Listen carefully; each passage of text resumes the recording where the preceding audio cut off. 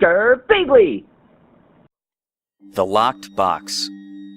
For a brief period of time when I was a small child, I would often wake up in the morning with scratches and bite marks all over my body. At first my parents thought they were self-inflicted in some way, but the shallow fingernail rakes down my back and tooth marks on my neck would have been difficult for me to create. They took me to specialists who were unable to help me, and then, inexplicably, they took me to a man who claimed to be an exorcist. The man claimed that I had a spirit following me. He offered to neutralize the ghost for us. Apparently, he couldn't get rid of it completely, but he could make it unable to hurt me. He added that children are very resilient against spirits, so for years the worst would be these bites and scratches, so we had some time if we wanted to wait. I don't know what my parents thought at the time, but they agreed to his treatment and paid him a small sum. The exorcist performed a ritual then, which looked like a prayer followed by 3 rapid slicing motions, as if he were cutting off some evil force that had attached itself to me. He then mimed placing something in a box, locked it, and gave it to my parents with the admonishment that they never open it. In fact, I don't think he ever gave them the key. This all happened while I was too young to remember, and I only know about the story because as I was older, I asked about the strange box kept at the bottom of my closet from time to time. My parents were always uncomfortable telling the story.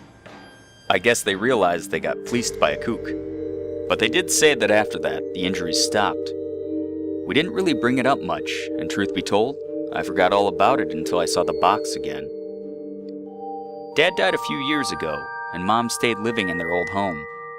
When she passed away this week, those of us from out of town came in for the funeral, and a few of us stayed at the house rather than renting a hotel room.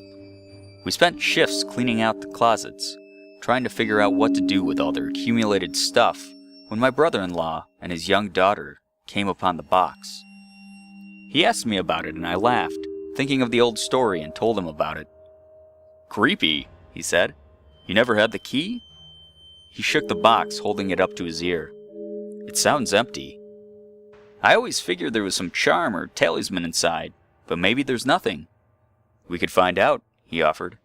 "I'll bet I could pick the lock." He pulled out a small pocket knife with a slender blade. I hesitated, and the hair on the back of my arms stood up straight. I forced my nerves down, telling myself I was being silly. "Go for it," I finally said. "You can even keep any ghosts that are locked inside." He laughed and set about picking the lock. When it didn't open immediately, he sat down on the bed to concentrate on his task at hand. I saw his daughter was getting agitated. Bored, I thought. "Amber, let's go downstairs and get some water," I offered. She took me up on the offer, and as we went into the hallway, she grasped my hand tightly. This was strange, as she tended to be fairly shy, and usually seemed to avoid me the few times of year we saw each other. "Is everything okay, Amber?" "Yes, Uncle Mark," she answered quietly. "It's just that you don't usually hold my hand. I thought you were shy." "I'm just afraid of the woman that always follows you." Her answer was blunt and factual, which made me nearly miss a step. I resisted the urge to look behind me. Mouth dry, I asked, "The woman that always follows me?" "Yes, she always lunges at you like she's trying to hurt you." "But I never get hurt." "She can't hurt me," I said as soothingly as possible. "Of course not. She has no hands and no head, like someone cut them off."